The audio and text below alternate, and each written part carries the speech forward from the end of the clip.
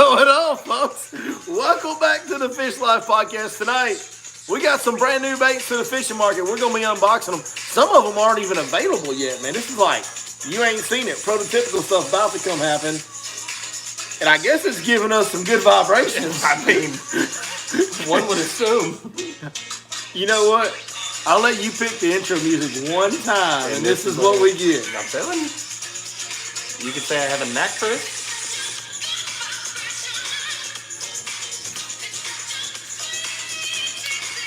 So the people that are just listening and not watching, they're wondering what the heck is going on right now. We're doing our best night at the Roxbury, baby. Let's go. Man. You, me, you. Yeah. Yeah. Everybody. Yeah. We're going to be unboxing brand new baits and even some prototype baits that aren't even on the market yet tonight. That's not all we're doing. We're going to talk about our weekend that we just had because you might have not actually sucked this weekend at a fishing tournament. Yep. I did suck at a fishing tournament. It happens. But I hung out with Frank Talley from the Bassmaster Elite Series all weekend, man. Can't thank him enough. We'll get into that more later. And then on top of that, at the end, we are going to show you guys something else that's not on the market to my knowledge, but is the very best fishing lure Ever. Probably the coolest thing I've ever seen in my life. No doubt. And this wasn't on the docket until about 3 minutes before We just discovered this right before we started the show. And this is by far the coolest handcrafted fishing lure I've ever seen. Yeah. Like. So we're exposing all kinds of new stuff tonight as far as lures go. We're talking fishing. I mean, it's the Fish Life Podcast. You know, it's what we do. It's the lowest budget, actually live fishing podcast. That makes us the L-ball. Makes you guys the low ballers. Man, as y'all come in here tonight, do me a favor. Hit that thumbs up as always. Drop us a comment so we know who we're talking to. And please, we're begging because we need it. Share this daggum thing. Would you please share it? That's the share button. What is it? Dude, you better get that thing away from me. Nope. My butthole puckered up when you stuck that finger out a little bit. You're intimidating when you, I don't know. That's like half of the two in the, you never mind. We'll stop right there. That's the first time I've ever been called intimidating. As I take my jacket off. Yeah. Show them guns, baby. Oh, man. Woo! Hey. Asking you shall receive. What is this? You said show me the guns. Oh, you got my son's water gun, dude. It's real to me, Daddy. Hey, that's my boy's water gun. And it still has water in it because he was playing with it earlier and he shot my garage with water from the inside. Oh, Lord. That's what she said. Man, we are on it tonight. Full set tonight. Cheers, yeah. y'all. Welcome back to the Fish Life Podcast. You hear that? Oh. A little pepper doctor. That is an authentic blend of 23 flavors trying to escape. Is that Dr. Pepper? That's Dr. Pepper. That's that Dr. Pepper. I guarantee it.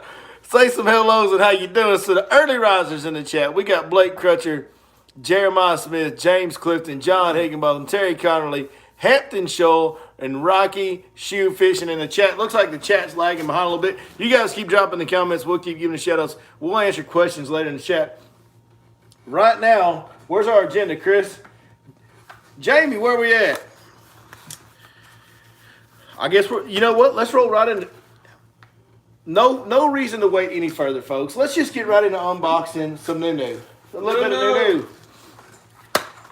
First thing we're going to start with is Axle Swim Jig. This is a brand new, innovative swim jig. This is pretty slick willy. Chris, you saw this, and I saw you kind of drilling when you saw this sitting on my table a while ago. Yeah, I was wondering, because you know as well as I do, I think the swim jig is one of the best baits ever made. It's a great bait. Swim jig's a great bait. It's a great time of year to throw it in the fall. And what did I ask you? I said, how can you make a swim jig better? Well, here's what we're going to do. Let's turn it upside down and show you what we got going on here, folks. What you got is you got a screw lock mounted in here, if I can get the skirt unwound from it. Maybe not. We didn't practice this. It is live. There's a screw lock mounted to the head, right behind the head like it should be. But the hook, as you can see, lines up with the head like so, but it also pivots basically what's about 90-degree pivot from top to bottom. No side-to-side pivot, not much side-to-side pivot, but from top to bottom it pivots 90 degrees. So what that allows you to do is it allows you to put a swim bait on that screw lock and then Texpose, skin hook it into the EWG style hook that's pivoting, and that's going to give that bait a lot of freedom and action to move about as you reel this bait through cover. It's also going to be completely weedless. No weed guard needed. It's going to be just like a weedless swim bait with a skirt with a head. It's going to be a weedless, head-weighted swim jig bait that's very unique, very original. 6th Sense is always doing stuff like this, man. Mm-hmm. Really cool stuff. I mean, you talking about lily pad fields? Yes, I was just fixing to say, can you imagine getting over lily pad fields without having to snap your line? Talking about in the fall when the grass is kind of topped out at its peak like it is right now, and you got them patchy mats of coontail in all these East Texas lakes, and we're going to wind that through there, or all across the South for that matter. Milfoil, which wads up on almost anything, this will come through. Like, hey, it's all 4-wheel drive. Yeah. Bait right there. It's literally a 4-wheel drive. Skip it back off into the flooded bushes on Raven when the water gets high in the spring, and just come on back out like nothing ever happened. It's going to be a good tool right there. That's the first bait. That one is available right now at 6centsfishing.com, as well as this next one we're going to show you. These first two are available right now. The two after that are not available yet. This is the next one, and I got to break this down for you because that just looks like a little crankbait. It's called a Munch 40. Just looks like a little square bill, just a little normal size square bill. 3-foot diver, 2-foot diver. Just a normal, small, kind of finesse square bill, right? But it's so much more. It's not, folks, and let me explain to you what's going on with this. So what you have is basically a 1.5 size or a 50, crush 50, but this is a 40, so it's a little bit smaller. Basically the same size as a 1.5 or a crush 50 square bill. And from this point of view, it's the same square bill body, same shape. That custom paint job, though. Yeah, come on. That custom paint job that 6th Sense puts on all their baits is unbelievable. Here's what makes this bait real special that I cannot wait to go throw this thing tomorrow. That bill has a different shape than a square bill. That bill is shaped, not exactly, but pretty similar to a Movement 80X. Now, they couldn't do it just like the Movement 80X because the body's not as long. So they had to do it a little bit different shape than the Movement 80X bill to keep the bait from going too far out of balance, because that's what happens. And the whole goal when you're making a crankbait is to make the action so erratic and wandering and hunting and darting till if you go too far, that thing will go like this and then flip over on you. Okay? That's what will happen. So the goal is to get the crankbait right on the verge of flipping over, but dial it back a little bit. And I believe that's what they've done with this bill right here. But if you'll notice, the bill is wider than the body. That will do two things for you. It's going to give you a crazy vibrating action and wandering action and all that good stuff, but it's also going to make it this will probably be the most weedless. I haven't even thrown it yet, but I'll bet you money this will be the most snag-free, weedless square bill I've ever thrown. Because when that bill is wider than that body, that bill swinging wider than the head, when it hits something, it makes it deflect off of it that much harder, and it keeps those hooks off of it that much better, and it just winds through stuff. We've done it for years with the Movement 80X. You've seen it. Y'all have seen it on camera. We reel that Movement 80X through everything, dude. When it comes to hard cover, wood, brush, rock, it don't matter. You name it, dock piles, it just goes, right? This deal is going to be the same way. This little Munch 40 is going to be smaller profile than the Movement 80X, a little bit slightly deeper diver, and it's going to be a deflection machine, and it is going to, because of that, even though it's a small profile bait, those deflections are going to get you big bites, and it's going to get a lot of them, man. It's going to be a bad dude, I'm telling you. I'm going to throw that thing early May on Holbrook, and I'm going to kill him. I think it's a bait you can pick up right now and go just absolutely drop the hammer down on them. Right now. And don't be scared to throw it in the wintertime either, because that Movement 80X catches a bunch in the wintertime. And it catches big ones too. Yeah, boy. Now, the next bait is not out yet, but it's coming soon. It's back. This bait used to exist. It's back by popular demand, folks. That's a little longer bill than we're used to seeing on a Provoke 106X, ain't it? Mm-hmm. That's because this is the Provoke 106 DD. 6th Sense has come out with a deep diving jerkbait. That's my old ditchweed color. Y'all don't tell nobody about that. That's that top secret. Yeah, it's top secret guide stuff right there. I mean, there's some holes in this out. It's that good. Something like that, man. That color right there gets it done. But The 106 DD is coming back by popular demand. It's about to be ready. Hey, perfect time for live scoping season. Perfect time for winter fishing. Need that jerkbait to get a little deeper. As soon as they're available, I will be loading my boat with those because I will be looking at them on active target and doing my best. I'll hike my shorts up really, really high and do my best impression of Patrick Walters all winter long. So let me ask a question that I'm sure will be asked by many. Are they going to do the same thing color-wise with that DD as they do with all the rest of the jerkbaits? Oh, yeah, they'll have all their great jerkbait colors that they have. And, you know, that's the thing 6 Sense is known for. Their paint jobs are, like, amazing. The best in the business. Right. Like, the best in the business. So, yeah, the color options will be great. This, I'm pumped about that, too. I'm pretty excited about this because we haven't had a new take on this in a while, right? Like, for years, we had the Little George. We've had different tail spinners. Well, 6 Sense has come out with a tail spinner that they're about to release. It's called the Gyro. I need to make sure that's not the one I wasn't supposed to show y'all. Where's my phone at? Hopefully I'm not doing something I'm not supposed to do here. Let me check my text messages. Let's see here. There we go. There's another one that came in my box that I'm not allowed to show you. I picked the right one. Yeah, I think you did. I picked the right one. So this tail spinner, Gyro tail spinner, it's going to be out soon. Now, how I'm going to get into this package, I'm not exactly sure, Chris. You want me to get in there? No, because you'll be coming here like a rabid hyena and break something. I know how you are. No. I've been look at here. It'll just end up in my pocket. Oh, then no. Yeah. Same difference. Health is wealth. Same difference. Dude, this is the most That thing is going to kill him. bad looking little tail spinner that I have ever seen in my life. Look at that thing, guys. Look at that little dude right there. That's 3/4 ounce. We're going to get that thing down there, drop it down there like a jigging spoon, and we're going to work on them offshore fish. Hey, imagine that. Live, down viewed live. Just yo-yo. Get over the top of the deep road beds, the deep humps, deep pond dams on fork in the wintertime. Drop this thing down on them and just up and down yo-yo while you watch them react to it on your lives. We're about to turn bass fishing into crappie fishing, folks. That's what we're about to do. Well, I'm fine with it. That sucker right there is going to catch them up. When that comes out, y'all need to get your hands on that because that's a wintertime killer right there. Mm-hmm. We got the Phillip Jones in the chat tonight. Welcome. That's the guy that works the 3D printer down there at 6 Sense that designs a lot of the prototypes. That's the dude, man. That's the dude behind a lot of the innovation at 6 Sense right there. Phillip, we appreciate you joining us tonight. He said, that sucker hooked me in the arm when testing. I bet it would.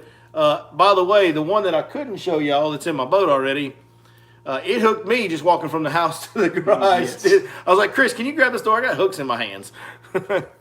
So they do come equipped with good hooks. This thing's going to be a bad dude. Everything 6 Sense makes comes equipped with excellent hooks.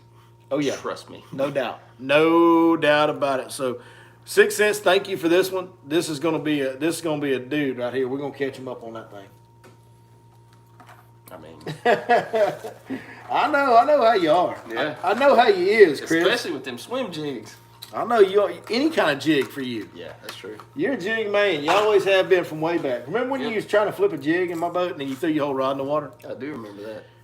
It takes a special kind of person that rides a special length bus. Yeah. Shorter than normal. The super long ones. We're going along fishing. I get to story time. Squirrel. Let's chase it. Here we go. We're going along fishing one day, and I'm firing a spinnerbait around, and Chris is just pitching old jig around up kind of shallow on fork. And, you know, sometimes that braid, and you're flipping with braid for whatever reason. We were flipping gator mats. So, sometimes that braid will wrap around the tip of your rod. Mm-hmm. You know, when you go to flip it out there, it'll do the around the world. You got to kind of duck your head or whatever. Well, Chris didn't want to duck his head apparently that day. Nope. So, Chris goes to flip, and his braid wraps around his tip, and when he flips, his whole rod does just like end over end out of his hand into the lake. Yeah, when I'm flipping, I don't have a real. Make your excuse. Grip. Go ahead. I mean, I don't grip my reel or rod very tight when I'm doing it. I don't know, and it just got away from me. And if I remember correctly, it was about 30 degrees. Oh, it was cold. And cold. So I didn't have all faculties here, if you will. It was cold, I'll give you that. But dude, I've still to this day never seen anybody before or since flip their entire rod into the lake. And it was at that point you realized my worth. I was like, man, I'm going to find a different tournament partner. I don't know if it's going to work out. Yeah. You know what? I'm done tournament fishing. I'm going to start guiding. That's how it started, folks. Yeah. So you're welcome. Y'all are all welcome. It's me, Mario. Yeah. Those are the new baits. And don't forget, at the end of the show tonight, we're going to show you guys some video of the coolest bait we've ever seen. Ever. Like, one of the coolest things I've ever seen overall in life. We were sitting there watching this going. Yeah, we were both in shock. Mouse to the floor. And then we looked back at each other to make sure the other was watching. Yeah. Because it's the coolest thing I've ever seen. Yeah, it's awesome. Fishing wise. And if you big swim bait guys are watching, you'll like this one. Uh-huh. This weekend was an interesting one for both of us, Chris. Yes, sir, it was. This was a good weekend. It was a great weekend for me personally. I got to go down and actually stayed. Frank Talley opened up his doors and took me in, treated me like family. Fed me, dude. They made some great food. We had homemade chicken fried steak with everything that goes with it. You know how that goes. Taters, corn, gravy, all that good stuff. We had homemade spaghetti. And then we ate at some Mexican food joint down there in Central Texas where nobody spoke English. And wow. Those are the best ones. You know what I'm saying? Yeah. Like, you know what I'm saying. Authentic. Yeah, like we had to go that one. We had to point to the menu to order our food. You know what I mean? That's when you know you're in the right spot. Yeah, so the food was amazing. The hospitality from Frank Talley. That dude, I've known him since the Bassmaster Classic in June. So, what's that, 5 months? Yeah, ish. I've known him for 5 months, and that guy literally treats me just like I'm part of his family, man. That's He is an unbelievable dude. He's one of my favorite people I've ever met in general, especially and in the world of fishing. Just a great guy. Got the good fortune to go fish a benefit tournament on Lake Belton, man. There's a guy named Josh Bingham that was same age as me, 38 years old. He died, passed away from COVID earlier this year, which 38 years old, 2 kids, similar age to mine. Just hit me right between the eyes when I heard about that one. Mm-hmm. You know what I mean? This is a guy that was a big participant in the fishing community down there, owning a boat dealer like he did. He worked at another boat dealer for years before he opened his own. Just a good dude, man, by all accounts. But everybody talks to you, he's just one of them guys. Nobody has anything bad to say about him.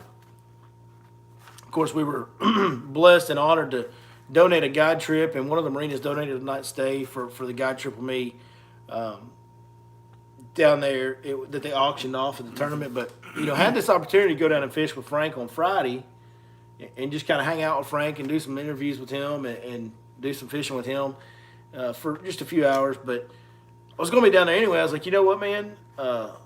Let's just fish the tournament.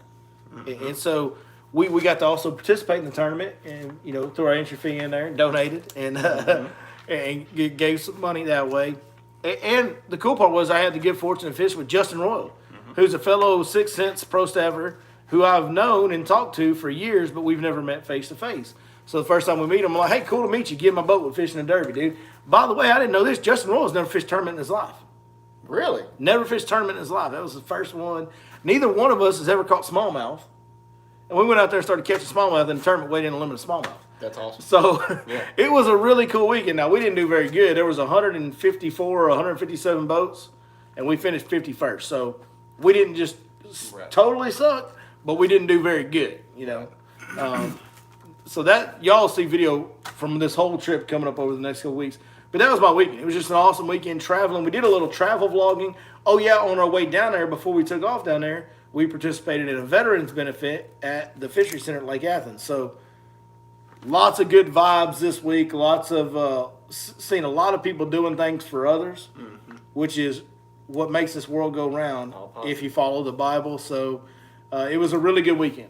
Really good weekend for me personally, even though I kind of sucked at fishing. You'll get that from time to time. I think you hang out with you too much. It rubbed off on me. But you had a little tournament this morning on Lake Hallbrook, a little small derby, yesterday morning. Mm-hmm. Talk to me. Well, you were talking about all the good food you got to eat. Yeah. Well, this is my tournament partner, Houston Carroll, wanted me to let Cody and Vic know. He wanted to thank them for the Wagyu ribeyes that we ate last night. Wagyu ribeyes? Yeah. Because they helped fund those, if you will. Oh, really? From our winnings. Oh, okay. So, Cody called me after the tournament and said, I'm a little disappointed y'all didn't talk no trash. And I said, okay, well, it's coming. So anyways, yesterday was a weird day. Right, the bite was off. Okay. Everybody was having trouble catching them. We didn't have 2 in the box until. Well, we've been kind of in an almost 2-week run of post-frontal bluebird sky conditions. It keeps getting a little bit colder. Yes. The temps keep trending colder. Right. We've got a lot of north wind days, a lot of bluebird sky days. It's not been ideal conditions the last 10 days or 2 weeks. Yeah. Correct. And so yesterday, I think we put our second keeper in the box at 10 o'clock, I want to say. And it was a 6 to noon tournament. So that's what kind of day it was. And I'm talking about Grind, boy. as finesse as you can get. Grind. Wacky worms, that kind of deal. So at 11:50, we're about to head in. We got 2 fish for about 4 pounds. Because this tournament just went to noon. Yeah, just to noon, a little 5-fish deal, a little jackpot.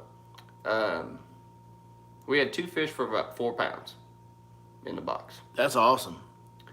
Maybe a little bit more than 4. And then Houston finds these fish on a point, casts out there, catch one. So as he's getting it out of the net, I throw out there, catch another one. And so we ended up with 4 fish for just under 12 pounds. And So those 2 fish y'all caught were big ones. they were good sized fish, yeah. Yeah, how big were those 2 fish? About 3.5 each of them. Okay. So, y'all went with 4 fish for 12 pounds and won the derby. yeah. That is tough fishing. Yeah, That's it's tough fishing in a 5-fish derby. You win with 4 for 12. But good for y'all for grinding out. And then at the last minute too, you just Dude. saw some on the electronics. What you told me, Yeah. you said Houston saw some on electronics, Yeah. and y'all fired out there and caught a couple of them and won. 2 fish in 60 seconds and couldn't get the boat. It was so much chaos with it being as late as it was, and we had to get back by 12. We weren't far from the ramp, but Well, and the cool part too was for you guys, you and Houston, who's just your buddy both of ours, but real good buddy y'all. Y'all played college baseball together and all that. That's and right. Chris played college baseball too. That's right. That's right. But anyways, y'all are just buddies. But there was 4 or 5 Lake Fork guides fishing in this tournament. That's right. So that's pretty cool to win Yeah, that. I mean, yeah, I was pleased with it, That's always, and that just speaks to, that's just good, man. Just so good. we've got we're taking on a bit of a challenge this year. Houston and I, we're gonna fish the Media Trail on Lake Tyler and Palestine, which both Houston and I have plenty of hours on those two. So we're gonna see how we shape up, because those guys that The fish, thing about those Lake Tyler deals on any tournament on Lake Tyler and Lake Palestine for that matter, but especially Lake Tyler, is you got locals out there that just go drop brush piles all the time, and they're on the freshest brush piles, and like you don't know where their brush piles are. They're hard to beat they're because they're working hard and doing their thing with the brush pile deal, and Lake Tyler just doesn't have a whole lot of other cover, Right. and a little structure and things like that. So it'll be interesting to see how you guys do. it's starting to get a little grass back. Well, that's good. So that's gonna That can help. equal the playing field. That's gonna help. Yeah, if that us lake gets enough, tremendously. deep enough and enough amount of grass in it, that definitely can equal the playing field. Palestine doesn't seem to have much grass in it at all either. See, and that's gonna be. I think that'll be the biggest challenge for us is Palestine this year. And not because- fishing it the way you're used to because Exactly. you have history there. Yes, when it had grass. Yes, I have a ton of history when it had grass, and now I'm basically fishing an entirely new lake.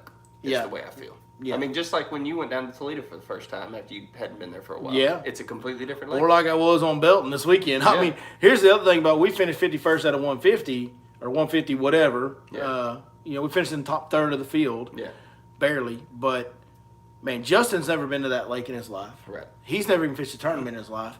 I've never been to that lake in my life, and we didn't pre-fish a bit. Right. Like we showed up on Saturday morning, registered. I met Justin, said, "Hi, nice to meet you. Get in my boat. We're going to fish a tournament on a lake we've never seen." Yeah. And that's what we did. So honestly, for what we did, I was kind of like, you know what? And Frank helped us out. Frank kind of told us the type of areas to look for, and even gave us a start spot. He's like, this little stretch right here is pretty good. And he even told us, a couple different baits to try out and throw. But to just show up on a lake cold that you never fished, and anytime you go up to a lake in Texas, there's 150 boats there, you can bet your butt there's going to be 30 or 40 or 50 dudes that are hands in that area. That's right. These locals, and it doesn't matter where you are in Texas, whether it's up here, Central Texas, Southeast, Rayburn, I mean, all of them, there's groups of locals that are just really freaking good, man. Yeah. And they're going to catch them every time. Yep. And some of them are, not all of them, but some of them are.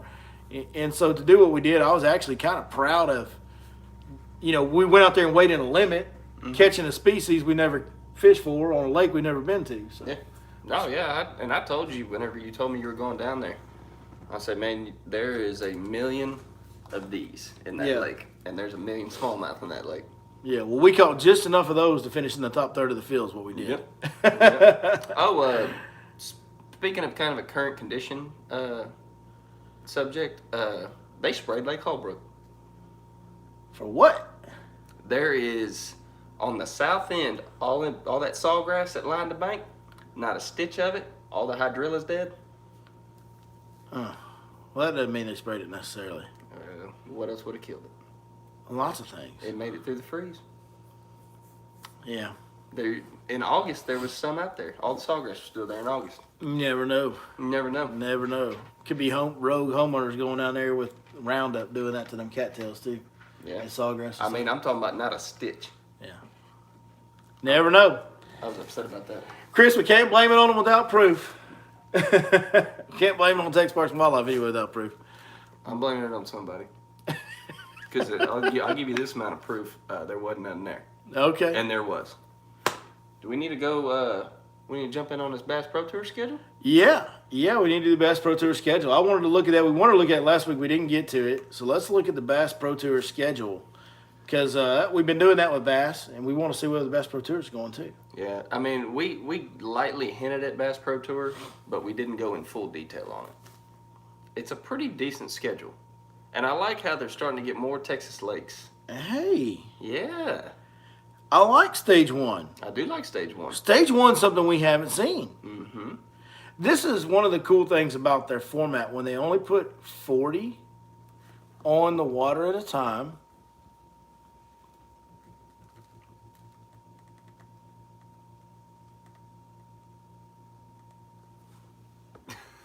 Squirrel.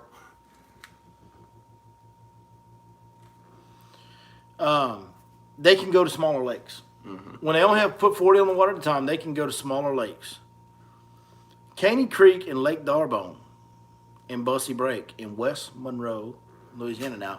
Lake Darbone and Caney Creek are supposed to be some old hammer holes. Now, they're going there in a total pre-spawn time of year, February 5 through 10, so they're rolling the dice a little bit on how the weather's going to be. Mm-hmm. But these are lakes that have really big bass in them at a really big bass time of year for that area. Mm-hmm. I mean, they're pretty parallel to Fork as far as how far north they are. Right. So they're going to pattern similar. And they're lowland reservoirs like Fork, so they're going to pattern similar as far as, when they're in pre-spawn and when they're in, winter fish and all that stuff. So February 5 through 10, that's total pre-spawn. I mean, that's the meat of the pre-spawn right there. And that could be one we see some hammers caught on, dude. That could be a really, really good one for big fish. And then we got Stage 2, February 19 to 24 on the GOAT, Lake Fork. I love that timing. I think they're rolling the dice. They are rolling the dice, but if it works out on the right warmer trend. So I actually spoke to Kelly Jordan Thursday when I was heading down. I stopped at that Benefit for Veterans at Athens. Of course, Kelly being the kind of guy he is, he was there. Gary Klein was there. Alton Jones Jr. was there. They were all there working at Benefit, donating their time, which is great of them. And wouldn't expect anything less from those three guys. Right, for sure. But I talked to Kelly Jordan, and he knows Lake Fork a little bit, Yeah. He's been there like a little bit. I think he's been there twice. Yeah. So, when I first asked him, man, what do you think about that February 19 to 24? I said, I know you decided to go to Lake Fork. What do you think about when they decided to go? He goes, well, it's going to be real good or it's going to be tough. Yeah. And it's just going to depend on weather. If they get behind a cold front or something crazy, it can make it tough that time of year. But the thing that I would say is that no matter what the weather does, somebody is going to catch some big ones. I got a question. So are they, they're not allowed to throw multiple hook baits, correct? No Alabama rigs. No Alabama rigs. Not even if it's within state regulation? No. Okay, that's what I thought. And what I found out is even the single hook Alabama rigs, they can't use those either. It says you can have no more than like 2 bladed arms. Really? And a hook. So you can't use like an Alabama rig that just has a single hook, like what Heath makes, they can't use that either. Really? We have the 4 arms with blades on it. Looks like an Alabama rig, but there's only 1 swim bait on it. Yeah. Can't use it. Really? Yep. Interesting. Very, very interesting. Because that changes. Well, that's that time of year where you could catch them on Fork on Alabama rig, no doubt. Yeah. But no, they're not going to be able to do that. I mean, they're going to be. Nonetheless, these guys are good enough. They're going to figure out a way. They're going to be jig fishing and chatterbait fishing and trap fishing, and you're going to see a lot of that. But you might see somebody at jerkbait fishing. Yes. You might see somebody though pick out some big ones, since you can't use an Alabama, but you might see somebody pick out some big ones on like jig head swim baits or jig head underspin swim baits. Something like that might come into play there, and that might be the deal where somebody kind of runs away. Yeah. From there, we're going March 2 through 7 to Lewis Smith Lake in Coleman, Alabama. I'm going to go out on a limb and say that's going to be a very tough tournament. That's going to be a grind. I think Lewis Smith Lake, North Alabama, those fish are, in the beginning of March, those fish are still not going to be spawning yet. Yeah. So they're not going to be spawning yet. They're going to be. They might be in that little lull. I think that one's going to be a tough one. Red Crest is good. March 23rd through 27th. This is the Red Crest Championship at Grand Lake. March 23rd through 27th. We're finally going to get a Red Crest at Grand Lake. Yeah. We were supposed to get that for a while. Yeah. Finally going to get that. But March 23rd through 27th, Grand Lake. Fish are going to be shallow. They're going to be spawning. Guys are going to catch some big fish in that deal. Everybody's going to be catching 4 and 5 pounders. I mean, that's kind of how that deal is going to go. It's going to be a race of big fish. Heavy hitters. Where are they going? Lake Palestine, April 9th through 14th. Get your frogs tied on, boys. What? Get your frogs tied on and your swim jigs. I think. And your chatterbait. Your chatterbait's going to play in that deal. I think that's pretty close to when we'll be on Lake Palestine fishing our media deal. You're going to see 4 techniques in that deal to me. You're going to see a frog, a swim jig, a chatterbait, and a flipping rod. Yeah. That's what you're going to see in early April, mid-April on Lake Palestine.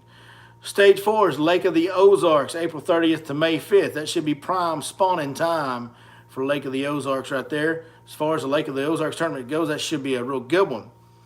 Stage 5 is going to be at Watts Bar. Watts Bar in Tennessee, June 4th to 9th. That's probably going to be a little bit of spawning left, maybe some offshore ledge fish, something like that. That should be the transition. I don't really know much about Watts Bar, to be honest with you. I don't know a whole lot, but I know it is... I know that ledge fishing is very much a thing, and that should be probably the beginning of all that. So there might be still.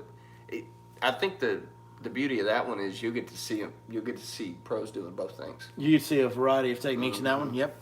Stage 6, I love this place. We got a break now from June 4th to 9th. We go all the way to August 6th to 11th, so it's a full 2-month break in the Bass Pro Tour. It's one of my favorite lakes. We're going to go to Cayuga Lake, which we all love. I mean, we love watching tournaments on Cayuga Lake. And there's so many fish in there, in every fish format, it's going to be amazing. Smallmouth, largemouth, it's got them both in big numbers and pretty good size. All the largemouth look like this. Yeah. Pretty good size fish, both smallies and largies, in Cayuga. There could be some really big single-day numbers racked up in that deal for sure. Mm-hmm. Stage 7, great smallmouth fishery in Mill Lock, September 10th through 15th. That's going to be a smallmouth whack fest right there. So, I mean, there's only, out of all those, and I don't know much about Watts Bar, so that could be a grind. Ozarks, the fish aren't as big at Ozarks, but they're going to catch a lot of them. A million fish. Yeah, April 30th to May 5th, they're going to catch a lot of fish at Lake of the Ozarks. Watts Bar is a question mark for me that I don't know much about. The only one that I see on the schedule that's going to be tough is going to be Lewis Smith, March 2nd to 7th. That's the only spot on the schedule where I go, ooh, that's going to kind of be a grinder. Yeah. Like, that's going to be a tough one. And I think that's honestly good for a schedule to have at least you got to have that grinder derby. 1 or 2 tough ones. It's just like the Elite Series when they go to Sabine River. Yeah. It's good to see because that's a whole different level of fishing. It's a totally different way of fishing. Yeah. It changes and it's a good learning opportunity for the viewers too. That's right. Yeah. Cuz we don't always go to these lakes when they're on fire. Right. It's good to see these guys fish when it's a grind, and then you can learn from it. So, Here's what I will say. The bottom line is we're fans of both organizations on this channel. And it may have sounded like over the last 6 months or so that we're bigger fans of Bass than we are Bass Pro Tour. And before that, it may have sounded like we're bigger fans of Bass Pro Tour than we were Bass when they first split. We're fans of both. Yes. We're going to point out what But we discuss fishing. And we basically report on it here when we are talking about it. We're going to call a spade a spade. We're going to call things out when we don't agree with them. That's right. That's what we're going to do. We do it with Bass. We did it with Bass last week. The last I checked, it was still America. I'm going to call Bass Pro Tour out on something this week, on that schedule. Bassmaster put their schedule out first, well in advance of theirs. Mm-hmm. Then they went and scheduled 5 or 6 of those events right on top of Bassmaster. Mm-hmm. Now, I'm not saying it's all on Bass Pro Tour. They probably had a lot of that stuff already lined up already. Right. Here's what I'm saying. They need to stop the bullshit. Agreed. Because today's bass fishing world is predicated, its success is predicated around live coverage. In today's world, everything's live, everything's now. Right? That's when we make videos, we got to make it on the most current topic or it doesn't get as much attention. Mm-hmm. Same thing with bass fishing. That show that comes out 8 months down the road doesn't matter near as much as it used to. This telephone right here that we're filming on, and the telephone that a lot of you guys are watching us on, that is now the television. And the TV is the radio. And back in the day, when TV was TV, before all this social media, before the internet, if Bassmaster only had a radio show and didn't have a TV show, how good would they have done? Not very good. Right. The TV show was the deal. Well, now the live show is the deal. The streaming is the social media streaming is the deal. That's where the coverage matters. Well, there's only so many bass fishing fans in the world. This isn't as much as bass fishing is growing through high school fishing and all that. And as much as Bass Pro Tour can talk about how they bring new eyeballs because of their scoreboard format, and they do. And it does appeal to different people that don't even understand the sport because of it's more like a real sport when you have the live scoreboard. That's a positive for Bass Pro Tour. We're still a small sport like compared to any other sport out there. We still have anglers that are at the very highest level that are going broke, which makes no sense at all. It shouldn't be that way. Right. We only have so many bass fishing fans to target. Why on earth do you guys want to split them? Yeah.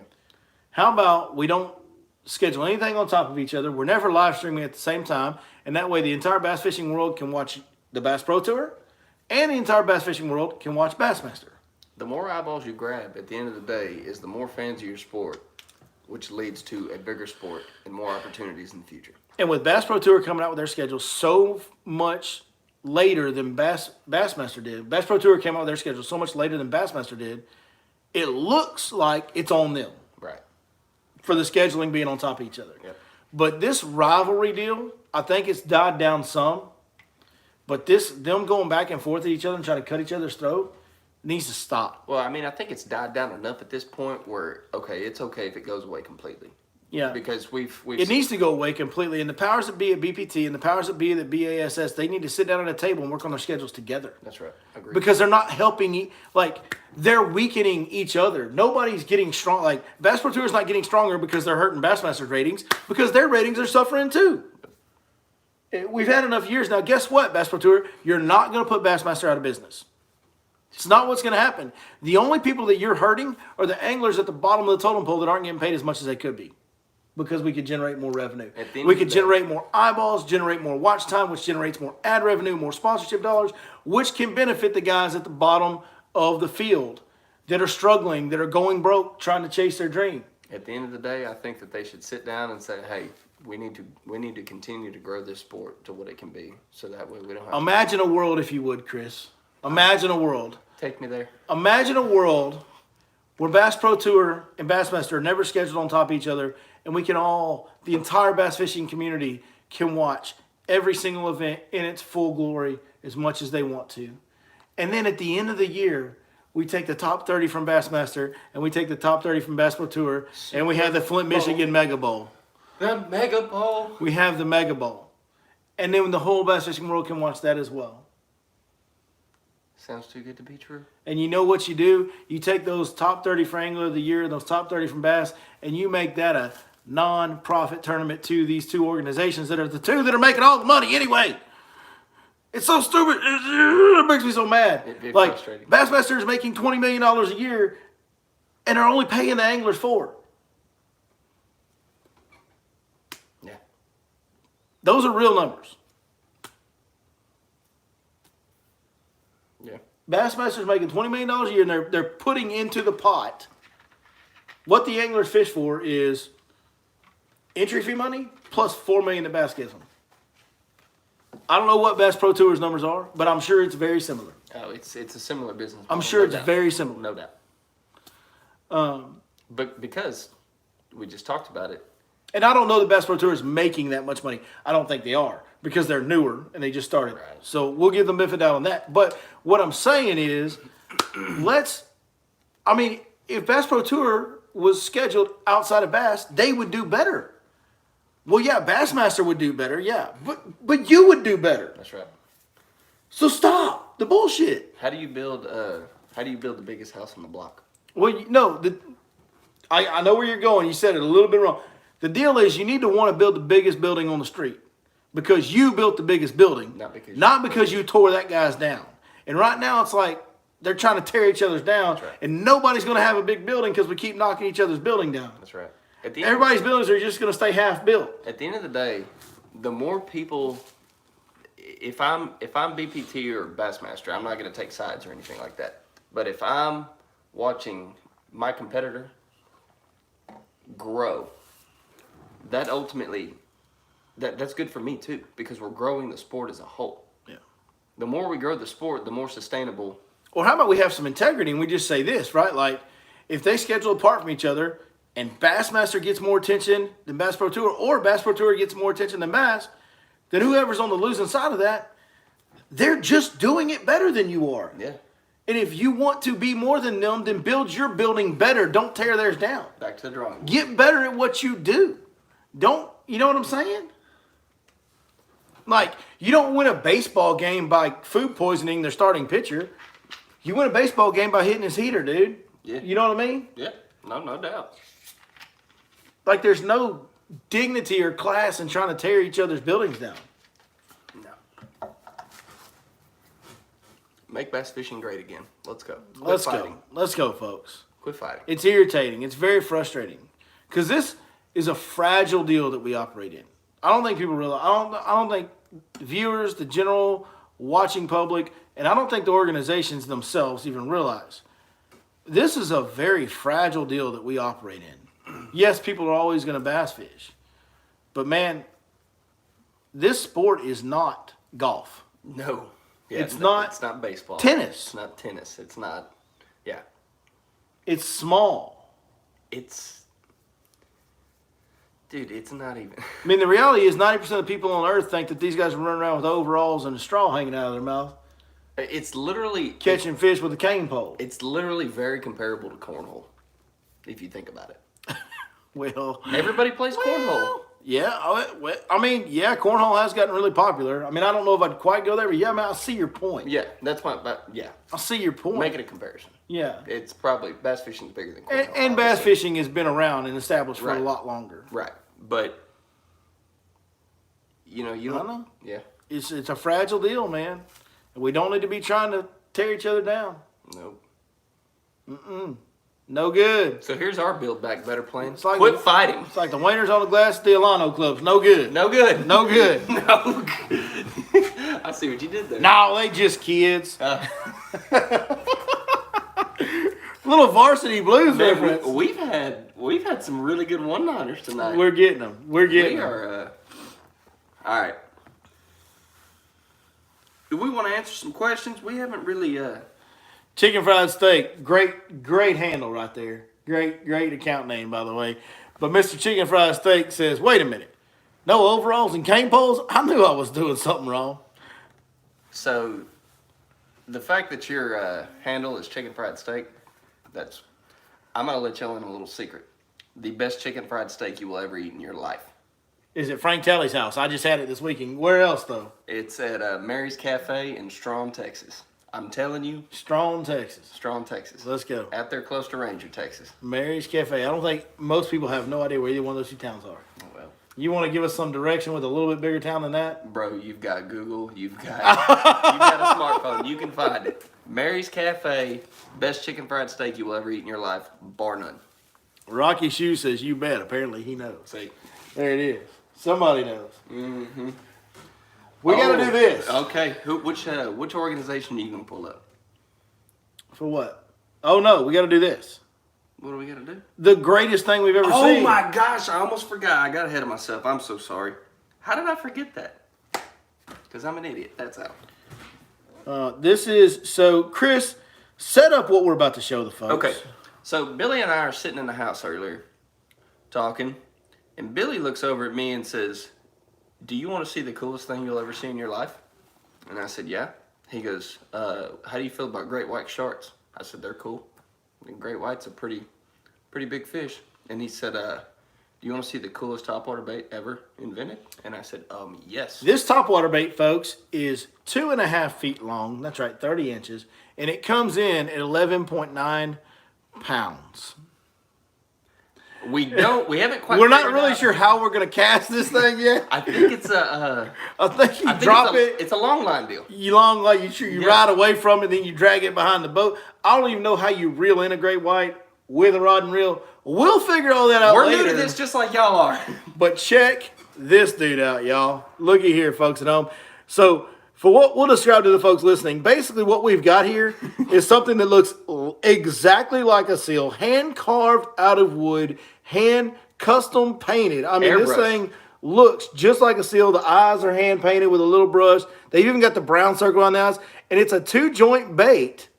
It's a glide bait. It's a topwater glide bait. It's a 12-pound glide bait. Mm-hmm. Topwater, 12-pound glide bait. Now, can you imagine dragging that thing behind a boat and having a 15-foot-long great white do the old frog fishing tomahawk chop on that thing? But what we didn't know about great whites is their blow-ups are even cooler than bass blow-ups. Yes. Like, look at the lip on the bait, dude. The little lip to make it glide. It's so awesome.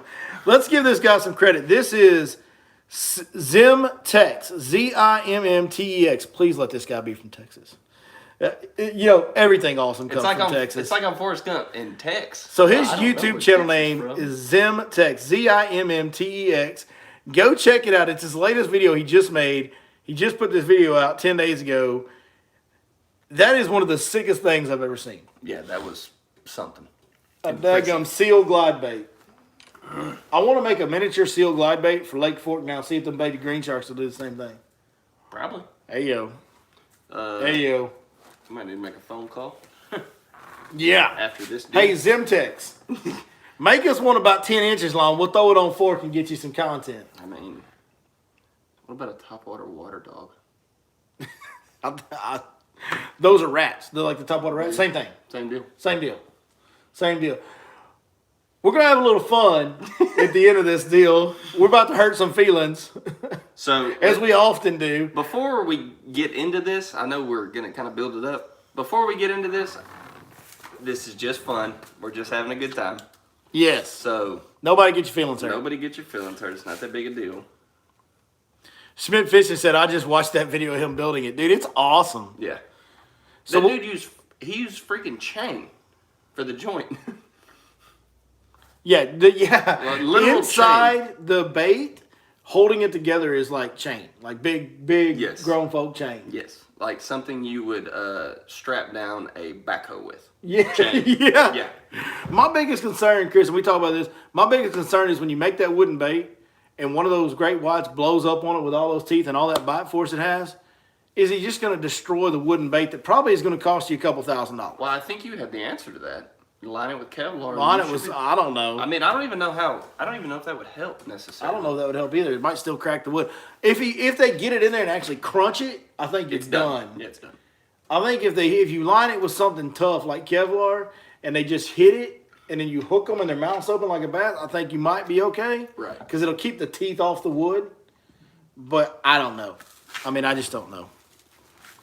I mean, what's our opinion on Mega 360 with Live Scope now? Well, I've got Live Scope Junior Active Target and Mega 360 on the front of my boat. Put it on your boat if you can. Yeah, that's my it's opinion. awesome. I'm about to use it, especially all winter. Let's do this segment right here. So what we're going to do, guys, we thought this would be fun, and we are going to be picking on folks and making fun of them, but, we realize we deserve to be made fun of more than they do, but it's okay, because these are professional anglers. So what we're going to do, I can't even talk, and it's a podcast. How about that? What we are going to do is look at their mug shots, their little angler profile pictures, and we're just, based on their picture alone, what would their job be if they weren't fishermen? This has potential. Oh, it does. So how are we doing this? We going in alphabetical order? What are we doing? No, I'm gonna flick my finger up and down. We're gonna start with Bassmaster. How many are we doing? I say we do 3 from each. Let's do 5 and 5. 5 and 5 is fair. 5 and 5. So what I'm gonna do 5 Bassmaster first because we were As mean you to Bass. see, I've got- we were mean to Bass Pro Tour tonight. Yeah, we were. So just pick you one, Chris. Just stop. That'll work right there. Who's that? That would be Austin Felix. Blow that up. Get us just on his face. Get us zoomed in. Can you zoom it? Can you just do this? I clicked on his name. Oh, here we go. It's gonna be a different picture. You're gonna have to go back. We're figuring this out as we go, folks. Here we go. Oh yeah. Here we go. Oh, I got this one. I got this one. I think I've got this one. Can I go first on this one? Go ahead. There's Sleepy Austin Felix. What I say Austin Felix would be doing if he was not bass fishing is he would be managing a weed store in Colorado or Seattle. Denver or Seattle managing a weed store. That's what Austin Felix is doing. See, I went a completely different Where direction. you at? But I'm in line. Look at him. He looks stoned. It doesn't show up as well on phone-to-phone screen, but that dude looks like he's high right there. I think Austin Felix actually. I love Austin, Bo. He's very nice to me. Yeah, I love that. Great dude. I think out of college, he had a really good knack for making these cupcakes, and so he manages a bakery. He's a bakery. So that way. But is he smoking weed in the kitchen while he's baking? Can't confirm nor deny. Can't confirm nor deny. So that's Austin Felix. He's a bakery manager. Austin Felix. Okay. Your turn. We're back on the deal, and you get to go first on the next one. Say when. Go. Who we got? Shane Lineberger. Ooh. Oh, look who I was right next to. We're doing him. We're doing him. That's fair. We're doing him just because we know him. Okay, fair. This is so much fun! Lee Livesey. All right. The Lake Fort stud himself. What would Lee be Mr. doing? Lee Livesey. What do you think Lee would be doing if he wasn't into fishing? Lee owns a tree trimming business, and he just got his irrigation license. So he can do all things. He's a tree trimmer. Yeah. Why is that funny? I don't know. He's a big dude. He looks like a tree trimmer. He owns a tree trimming business that just got his irrigation license, so he can help you out on that too. I could take the easy road here because he's from Kilgore. Yeah. And they got all them oil wells. And I'd be like, you know what? He's probably in the oil field. Yeah. He's probably a rig hand. That's probably fair. Probably a driller, Probably. something like that. That would be the easy way to go. We don't do anything easy around here. No, we don't want to do anything easy with Lee. So what I'm going to say, can he still be in the outdoors industry? Absolutely. If he's just not a professional bass fisherman? As long as he's not a professional bass fisherman. Lee's in the swamp running crawfish traps looking like that. That's what I'm saying. No doubt about Lee's it. in there talking about, oh, we got them No crawfish. doubt about it. No doubt about We it. got them crawfish down here. Boy. All right, your turn to scroll. All right. You ready? Check the comments real quick. Insane Asylum Guard. Yes. My man. Yes. Dispensary, not weed store, you hillbillies. I told you this would be fun. Tell me when. Tim Rhodes says, go. Tim Rhodes says, if I seen Billy's profile pic, I would assume he was a catcher, quotes. Chris would probably be his pitcher. I expect nothing less from you, Tim. Oh, man. Yasuki Miyazaki. He said Lee looked like he run a shrimp boat. So my We can't do this. We can't do that. Be on your best behavior, Billy. Oh, this guy. I already know what he does. Go ahead. Oh, you want me to go? It's your turn to go first. It is my turn to go first. Okay, Yeah. I'll go first. How do you say his name? Yasuki Miyazaki. Yeah. Let's get a good look at him, folks. What does this guy do? This is tough. This is tough. You want me to go? I'm going to say he's a defector from North Korea. Just trying to get by somewhere in Japan. That's fair. That's fair. All right, what do you got? He owns a BMW dealership. That might be racist. That's not racist. Oh, it's not racist? No. Okay. Benny Hanna's chef, that is racist. Yeah. For sure. Yeah, that's not. We don't condone that. We do not neither confirm nor deny this. Go. Did I get one of the hockey players? Oh, man.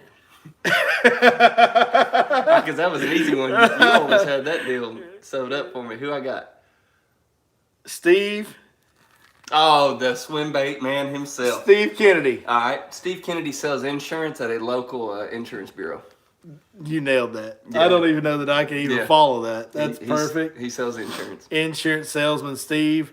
If I followed it, it would have to be something very similar. Yeah. I'm gonna just say Maybe he's a stockbroker. No, he's an accountant. He's an accountant? Steve's your local accountant, and you really can't understand him when he gets too excited talking about numbers. He kind of sounds like an auctioneer. He starts sounding like an auctioneer a little bit. Yeah. Steve from State Farm. He wears khakis. Oh, my gosh. All right, one more. Oh, was that 4? That's 4. One more from Bass. From BASS, Bassmaster. Come on. Somebody said, nah, he's definitely a school teacher. Yeah, I can see that. Tell me when. Go. Joshua Strassner. I got it already clicked on. Okay. Oh, I got this in the bag. I got this in Joshua Strassner. I'm not. You're a lot better at this than I am. I already know what. I already got it. What do you got? Go with it. He is a 4th grade PE teacher that also. Yeah. All right. He's a 4th grade PE teacher. 4th grade PE teacher. His hobbies outside of work include pickup basketball games at the rec. Joshua Strassner. He looks like he's a little bit intimidated in this picture. He looks like he's nervous. Don't let the camera scare you. Looks like he's nervous. I'm gonna say, man, I don't know. I'm not any good at this, Chris. You want me to pick something else? Pick something else. He's an assistant golf pro. Is that a shot fired at me? No. Okay, it's just that actually. Yeah, that's good. That could be Joshua Strassner. Yeah. That was my least favorite one of all of them. Sorry, Josh. That one was no fun at all. Let's go to Go to MLF. Major League Fishing. I can't wait to do this one because there's some older dudes. Yes. We might, and it just depends on who we randomly draw, but there's some older dudes over here on Major League Fishing that might be kind of fun to get after. Yeah. Now I get to go first. Hold on. Well, we're still loading pictures. We got to get you connected to the Wi-Fi next time. Oh, it ain't the Wi-Fi. That's the problem. Let's go to Bass Pro Tour. Oh, were you on the wrong angler page? No, I was. Yes. Yes, I was. He was on the wrong angler page. That's what happened. I went to Angler Search instead of. Bear with us, folks. Bear with us. Let's answer some questions while we're waiting. Somebody said that guy run the Chicken Fried Steak said that guy run the YMCA, no doubt. Joshua Strassner. Yeah. Hey, I'm telling y'all, dude, I'm good at this. That's probably not a good thing to say that I'm good at profiling. It's probably not great. Man, this is having a hard time loading. It's having a hard time loading. It's probably because they got 13 tours on one website. Yeah. I'll tell you what, let's go straight online. Just search. How about we just pick some? Tour. We just pick our five. Like I'll pick one, and you pick one, and I pick one, and you pick one. Right. That we want to do on Bass Pro Tour. This is your podcast. You can do whatever you want. Well, it's our podcast. Well, it's our podcast. We can do whatever we want. Yeah. So, I'll tell you what. Bass Pro Tour. Y'all pick who we do. Oh, here we go. Oh, it doesn't have their pictures, though. Yeah. Just go to the internet. Yep. Y'all pick the 5 Bass Pro Tour guys we're going to do. We'll just do the first 5 And y'all I'm going that to we pick the see. first picture that I see of them. Yes. Yes, absolutely. Absolutely. Somebody fire one out there. I got one that we should have done from Bass now that he's back. We should have done Ike. What would Ike and Ellie be? You don't. Everybody knows him. What would Ike and Ellie be if he wasn't a professional bass fisherman, Chris? If Ike and Ellie wasn't a professional bass fisherman, he would take Billy Mays' job on the infomercials for Flex Seal. Nailed it. You're so good at this. Yeah. All right, first name's in, David Dudley. Double D. David Dudley. I got this one. David Dudley would be a truck driver. He's going to be a long haul driver. There's David Dudley. That's a good picture of him. He's normally uglier than that. Sorry, duds. David Dudley would be a truck driver. I think he looks like a truck driver. What do you think? No. He manages the Outback Steakhouse in Fort Worth, and he enters in cornhole tournaments on the weekends. He manages what? He manages an Outback Steakhouse in Fort Worth, Texas, and he enters in cornhole tournaments on the weekends. You're really good at this. Jacob Wheeler. Oh, gosh. I already got this one in the bag. Wheels. I already got this one in the bag. Oh, Wheels. I'm going to steal one from one of the viewers right here and say that he's going to be the DJ at an adult entertainment club.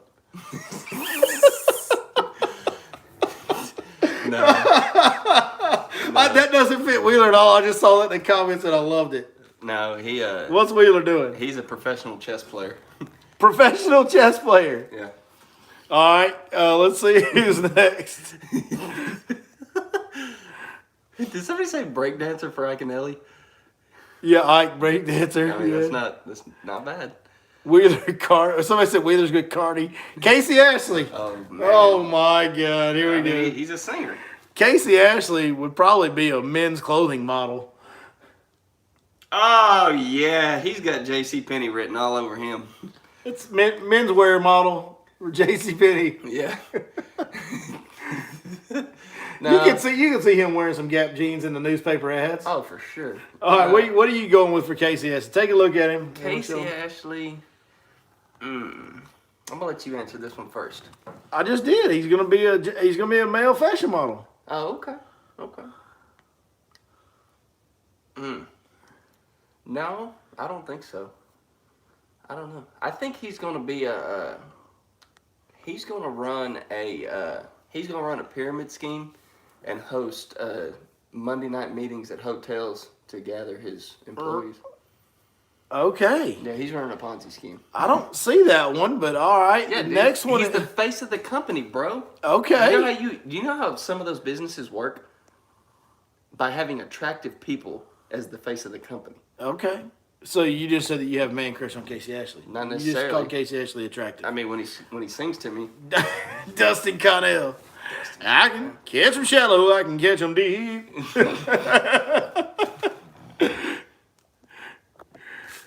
Dustin Connell. That's a good picture. That was early on. I mean, for our purposes, yeah, this is a great picture. What is Connell going to do for a living, Chris? He takes Reggie Bush's job for spokesperson of Wendy's. Spokesperson of Wendy's. I'm disappointed. You could have done so much better than that. Dustin Connell sprays the shoes at the bowling alley behind the counter. My man. It was either that or he owns a laundromat. He's a shoe sprayer at the bowling alley. Did we do 5 or is that 5? It's 4. We got one more. He could own a laundromat, though. Own a laundromat, he could. Renter says Connell works at Golden Corral. Who? Connell? Yeah, Connell works at Golden Corral. His specialty is the chocolate. All right, this is a good one. Keith Poche. Oh, God. Last one, folks. Last one. Keith Poche. Oh, man. Oh, yeah. That's the best picture. Keith Poche. He's an aluminum boat dealer. There.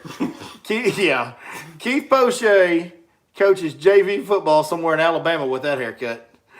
JV football in Alabama? With that haircut? All right. That's that Alabama haircut. Boy, look at that thing right there. No, I got something different. What you got? He has he's a professional TikToker, and he's a chef on TikTok. A TikTok chef. Yeah. Cajun recipe. Mel Moyle says Connell is an MLB bullpen catcher. That's actually Anthony Carbajal says Poche works at Supercuts. Yes. Nailed it. That's fun. You know what that gives me? That gives me some good vibrations, man. Why don't you crank that up? Let's wrap this joker up for the night. We got food truck. Connell works at the Ford dealership. We got a lot of good ones. At the Ford dealership. This has been a great night. We've had a lot of fun. Been some good topics. Showed you guys some brand new goodies. Crank it on up, Chris. Let's send it out in style. Right there. We're going to be out there like catching them tomorrow.